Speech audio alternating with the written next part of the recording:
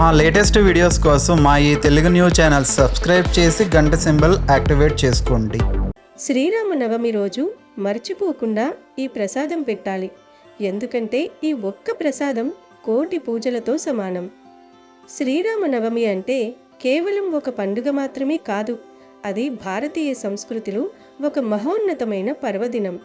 ధర్మానికి ప్రతిరూపమైన శ్రీరామచంద్రమూర్తి జన్మించిన ఈ శుభముహూర్తాన మనం చేసే చిన్న పని అయినా, ఇచ్చే చిన్న ప్రసాదమైనా మన జీవితాల్లో పెను మార్పులను తీసుకొస్తుంది. ముఖ్యంగా రాబోయే శ్రీరామనవమి రోజున మనం పెట్టే ఒక్క ప్రసాదానికి ఎంతటి శక్తి ఉందంటే అది కోటి పూజలు చేసిన ఫలితాన్ని మనకు అందిస్తుంది. సాధారణంగా మనం ఇంట్లో ఎన్నో రకాల పూజలు, వ్రతాలు చేస్తుంటాం. కానీ కొన్ని సందర్భాల్లో ఆశించిన ఫలితం రాకపోవచ్చు. అయితే ఈ రామనవమి రోజున గనుక మీరు ఈ ఒక్క ప్రసాదాన్ని భక్తితో సమర్పిస్తే చాలు, మీ జాతకంలో ఉన్న దోషాలు తొలగిపోయి అద్భుతమైన రాజయోగం పడుతుంది. ఈ రోజు పెట్టే నైవేద్యానికి ఉండే ప్రాముఖ్యత అంతా ఇంతా కాదు. ఈ ఒక్క రోజున భక్తితో ఈ ప్రసాదాన్ని రాముడికి సమర్పిస్తే సంవత్సరం మొత్తం మీకు తిరుగుండదు. పట్టిందల్లా బంగారమవుతుంది. అనారోగ్య సమస్యలు దరిచేరవు. అష్ట ఐశ్వర్యాలు మీ ఇంటిని వెతుక్కుంటూ వస్తాయి. మరి అది ఏ ప్రసాదం, ఈ ప్రసాదాన్ని ఎలా పెట్టాలి, దాని విశిష్టత ఏమిటి అనే విషయాలను మనం ఈ వీడియోలో చాలా వివరంగా తెలుసుకుందాం. ఫ్రెండ్స్, మీరు తప్పకుండా వీడియోను చివరి వరకు చూడండి. ఎందుకంటే సగం సమాచారం ఎప్పుడూ మంచిది కాదు. వీడియో చూసిన తర్వాత మర్చిపోకుండా జై శ్రీరామ్ అని కమెంట్ చేయండి. శ్రీరామనవమి పర్వదినాన ఆడవారు పచ్చడి రంగులో ఉండే మట్టి గాజులు ధరించాలి. అలా ధరిస్తే అష్ట ఐశ్వర్యాలు సిద్ధిస్తాయి, లక్ష్మీదేవి అనుగ్రహం కలుగుతుంది. పచ్చి రంగు అనేది ప్రకృతికి, ఎదుగుదలకి మరియు సౌభాగ్యానికి ప్రతీక. సీతాదేవికి కూడా పచ్చని రంగంటే ఎంతో ఇష్టమని, అది ఆమెకు అత్యంత ప్రీతిపాత్రమైనదని శాస్త్రాలు చెబుతున్నాయి. గనుక ఈ రోజున స్త్రీలు పచ్చని మట్టిగాజులు ధరించడం వల్ల సుమంగళి యోగం కలుగుతుంది. అంటే వివాహిత స్త్రీలకు సౌభాగ్యం చేకూరుతుంది. వారి పసుపు కుంకుమలు 10 కాలాల పాటు చల్లగా ఉంటాయి. మట్టి గాజుల నుండి వచ్చే సున్నితమైన శబ్దం ఇంట్లోని ప్రతికూల శక్తిని తొలగించి సానుకూల ప్రకంపనలను పెంచుతుంది. దీనివల్ల కుటుంబంలో ప్రశాంతత నెలకొంటుంది. కాబట్టి ఈ శ్రీరామనవమి రోజున ఆడవారు మర్చిపోకుండా పచ్చటి మట్టి గాజులు ధరించండి. అంతేకాదు, ఈ పవిత్రమైన రోజున మీ ఇంటి దగ్గర ఉండే వేది కుక్కలకు ఉప్పు లేని పెరుగన్నం కలిపి పెట్టడం అత్యంత శుభప్రదం. కుక్కను కాలభైరవుడి వాహనంగా, దత్తాత్రేయుడి స్వరూపంగా భావిస్తాం. మూగజీవుల ఆకలి తీర్చడం వల్ల ఆ శ్రీరామచంద్రుడి అనుగ్రహం మనపై ఎల్లప్పుడూ ఉంటుంది. ముఖ్యంగా ఆర్థిక ఇబ్బందులతో సతమతమయ్యేవారు, అప్పుల బాధల నుండి విముక్తి కోరుకునే కుక్కలకు తప్పక ఆహారం పెట్టండి. ఉప్పు లేని పెరుగు అన్నం పెట్టడం వల్ల జాతకంలోని రాహు, కేతు దోషాలు తొలగిపోయి మీ ధన సమస్యలన్నీ పటాపంచలైపోతాయి. ఇంట్లో లక్ష్మీదేవి కటాక్షం కలిగి ఆదాయ మార్గాలు మెరుగుపడతాయి. అలాగే శ్రీరామనవమి రోజున పొరపాటున కూడా కొన్ని పనులు చేయకూడదు అని శాస్త్రాలలో చెప్పారు. ఈ రోజున ముఖ్యంగా భార్యాభర్తలు బ్రహ్మచర్యం పాటించాలి. అలాగే ఈరోజు ఇంట్లోని స్త్రీలు ఏడవకూడదు. గుమ్మంపై కూర్చుని అన్నం తినడం, గుమ్మానికి అడ్డంగా కూర్చుని తల దువ్వడం వంటి పనులు చేయకూడదు. అలాగే ఈరోజు తల విరబూసుకుని ఇంటి బయట తిరగకూడదు. ముఖ్యంగా గుడికి విరబూసుకుని వెళ్ళకూడదు. మహాపాపం తగులుతుంది. ఈ శ్రీరామనవమి రోజున కేజీ లేదా 2 కేజీల బెల్లం కొనుగోలు చేసి ఇంటికి తీసుకువచ్చుకుంటే సంవత్సరం అంతా కలిసి వస్తుంది. బెల్లం అనేది సాక్షాత్తు మహాలక్ష్మి స్వరూపం. ఈరోజు బెల్లం కొని ఇంటికి తెచ్చుకోవడం అంటే సాక్షాత్తు లక్ష్మీదేవిని మన ఇంటికి ఆహ్వానించడమే. శ్రీరామచంద్రుడికి అత్యంత ప్రీతికరమైన నైవేద్యం పానకం. ఈ పానకంలో ప్రధానమైన పదార్థం కూడా బెల్లమే. అందుకే నవమి రోజుల బెల్లం కొనడం వల్ల ఆ మర్యాద పురుషోత్తముడి అనుగ్రహం మనపై పరిపూర్ణంగా లభిస్తుంది. ఈ పవిత్రమైన రోజున బెల్లం కొని ఇంట్లో పెట్టుకోవడం వల్ల జాతకంలోని దారిద్ర్య దోషాలు తొలగిపోయి అష్ట ఐశ్వర్యాలు సిద్ధిస్తాయని పురాణాలు చెబుతున్నాయి. మీరు ఆర్థిక ఇబ్బందులతో సతమతమవుతున్నా, లేదా ఇంట్లో ధనం నిలకడగా ఉండటం లేదని బాధపడుతున్నా ఈరోజు బెల్లం కొని ఇంటికి తెచ్చుకోండి.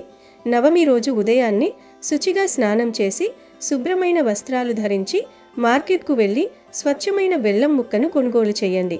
దానిని తెచ్చి పూజా గదిలో ఉంచి స్వామికి నమస్కరించుకోండి.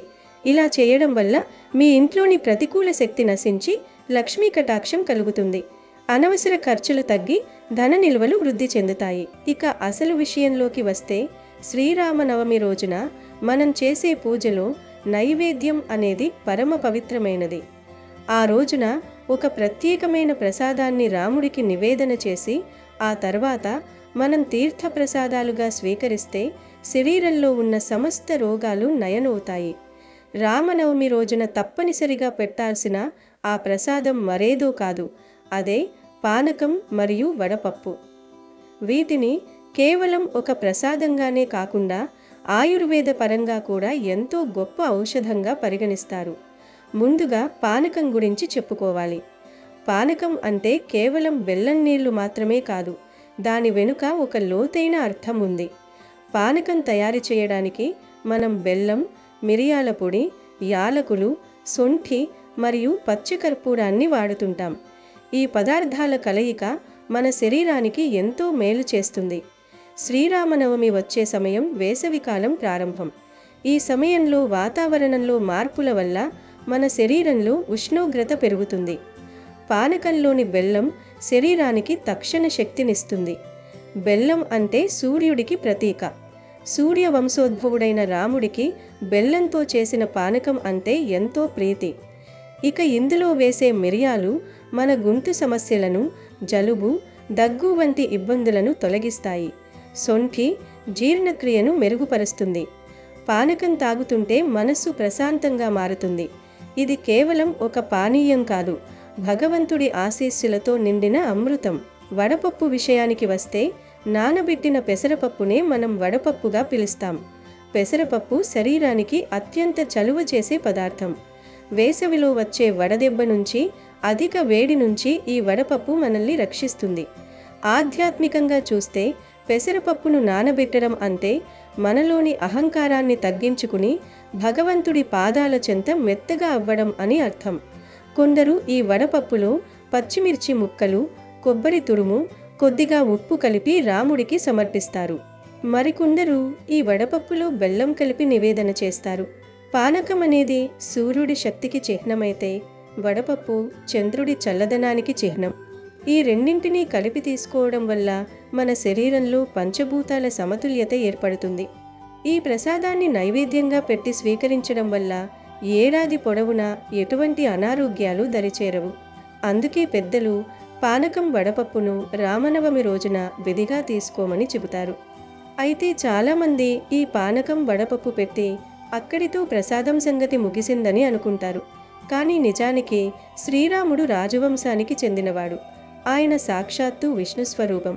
ఒక చక్రవర్తికి మనం భోజనం పెట్టినప్పుడు కేవలం పానీయం ఇచ్చి వదిలేయం కదా. అందుకే రామనవమి రోజున పానకం, వడపప్పుతో పాటు మహానైవేద్యం కూడా సమర్పించడం చాలా ముఖ్యం. మహానైవేద్యం అంటే మనం ఆ రోజు ఇంట్లో వండుకున్న వంటకాలని భక్తితో రాముడికి అర్పించడం. అంటే అన్నం, పప్పు, కూర, చారు ఇలా మనం వండుకున్నవన్నీ కలిపి విస్తరిలో లేదా అరిటాకులో వేసి సమర్పించాలి. మనం వండుకున్న పదార్థాలను శుచిగా, శుభ్రంగా దేవుడి ముందు ఉంచి నైవేద్యం పెట్టాలి. ఇలా ఎందుకు చేయాలంటే, మనం తినే ఆహారం భగవంతుడి ప్రసాదంగా మారినప్పుడు ఆ ఆహారం మనలోని ఆలోచనలను మారుస్తుంది. ఆహార శుద్ధౌ సత్వశుద్ధియే అని పెద్దలు అంటారు. అంటే మనం తినే ఆహారం ఎంత పవిత్రంగా ఉంటే మన బుద్ధి అంత స్థిరంగా ఉంటుంది. ఎవరైతే రామనవమి రోజున పానకం, వడపప్పుతో పాటు ఈ మహానైవేద్యాన్ని కూడా సమర్పిస్తారో వారింట్లో అన్నపూర్ణాదేవి కొలువై ఉంటుంది. వారికి ఎన్నటికీ భోజనానికి లోటు ఉండదు. అష్టైశ్వర్యాలు సిద్ధించడం అంటే కేవలం డబ్బు ఉండడం మాత్రమే కాదు, కడుపు నిండా తిండి, ప్రశాంతమైన నిద్ర, ఆరోగ్యకరమైన కుటుంబం ఉండడం కూడా. ఈ నైవేద్యాన్ని సమర్పించడం వల్ల కలిగే మరో గొప్ప లాభం ఏమిటంటే, ఆర్థిక సమస్యల నుంచి విముక్తి లభిస్తుంది. చాలామంది ఎంత కష్టపడినా డబ్బు నిలవడం లేదని, అప్పుల బాధలు ఎక్కువగా ఉన్నాయని బాధపడుతుంటారు. అలాంటి వారు ఈ శ్రీరామనవమి రోజున భక్తితో రాముడికి పూర్ణ కుంభం లాంటి ఈ మహానైవేద్యాన్ని సమర్పించి చూడండి. మీ కష్టాలన్నీ పటాపంచలైపోతాయి. ధనలాభం కలగడమే కాకుండా మీరు వద్దన్నా సరే సంపద మీ దగ్గరకు వస్తూనే ఉంటుంది. ఎందుకంటే రాముడు ధర్మబద్ధంగా జీవించినవాడు. ఆయనను నమ్ముకుని ధర్మంగా నైవేద్యం పెట్టేవారికి ఆయన ఎప్పుడూ లోటు చేయడు. మీ ఇంట్లో ఉన్న దారిద్ర్యం తొలగిపోయి లక్ష్మీదేవి కటాక్షం కలుగుతుంది. కేవలం పానకమిచ్చి పంపేయకుండా భక్తితో వండిన భోజనాన్ని పెట్టడం అనేది మన కృతజ్ఞతా భావాన్ని చాటుతుంది.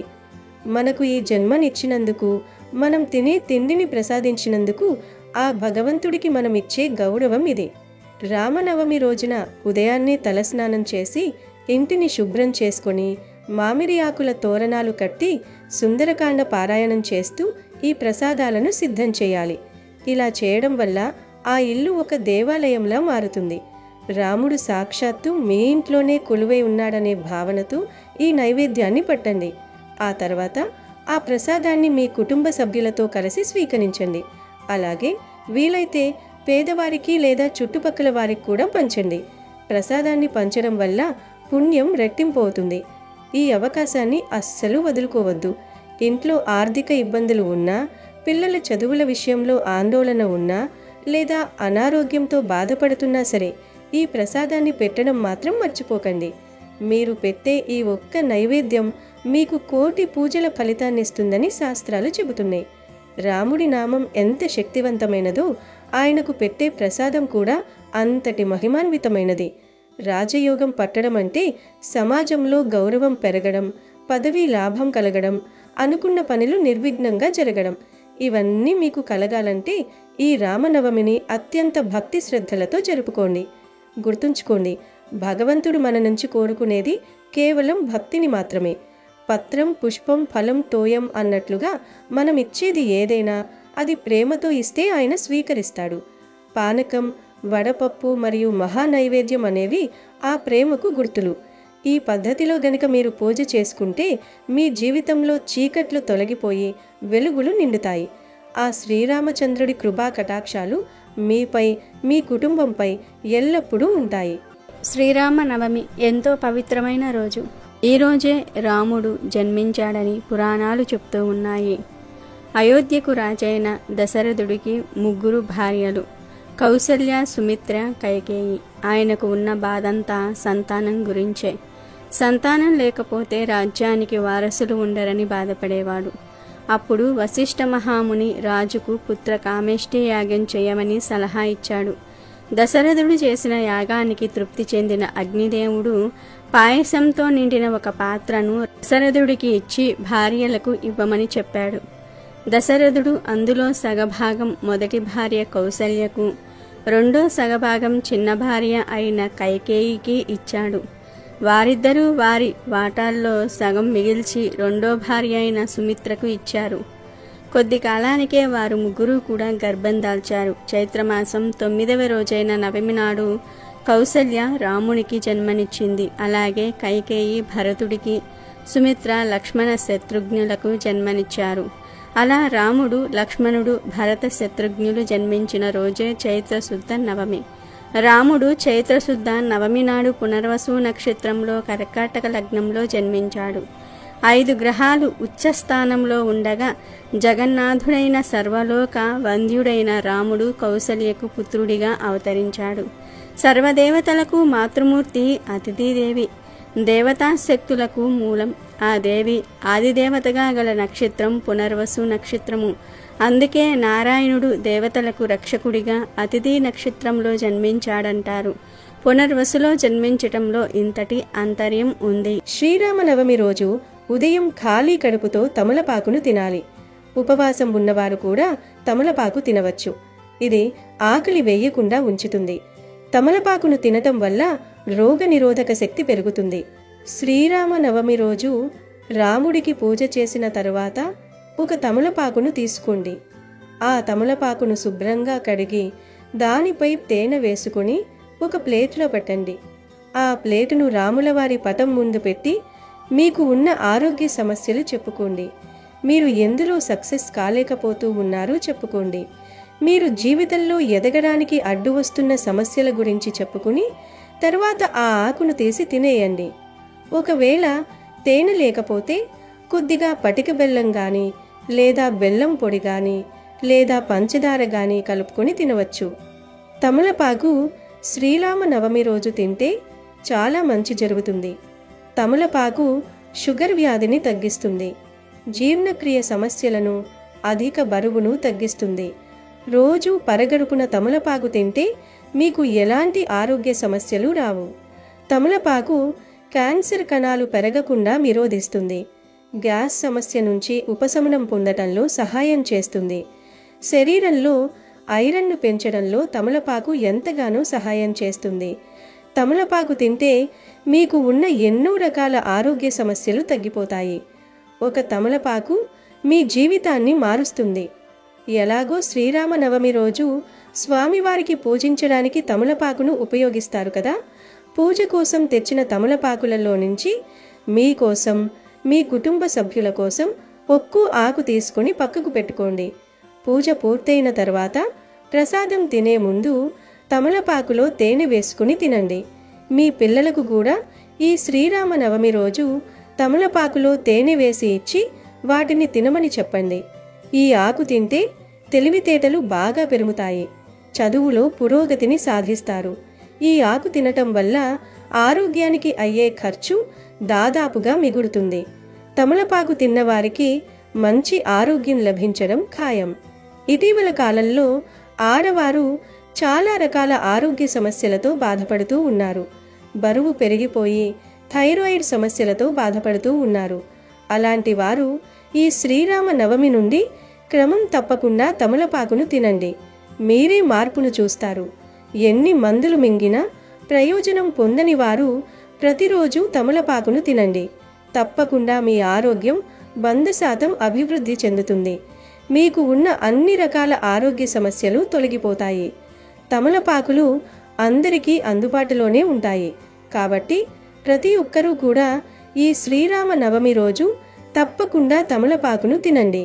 మంచి ఆరోగ్యాన్ని పొందండి. ఆర్థిక పరంగా వృద్ధి చెందండి. అమెజాన్లో బెస్ట్ డిస్కౌంట్స్ కోసం వీడియో డిస్క్రిప్షన్లో లింకు ఉంది, చూడండి. అలాగే మా టెలిగ్రామ్ ఛానల్ సబ్స్క్రైబ్ చేసుకోండి.